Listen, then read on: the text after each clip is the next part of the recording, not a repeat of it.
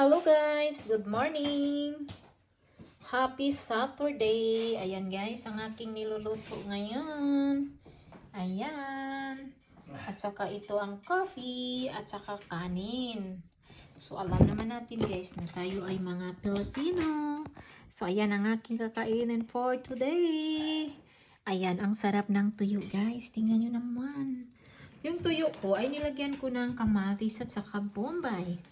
At saka yan, last na to guys.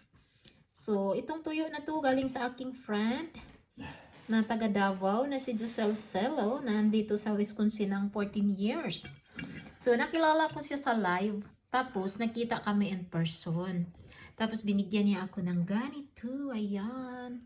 Yan, kanin. At saka ganyan. At saka coffee lang naman ang masarap. Halina kayo guys. Kakain na tayo. Bye-bye.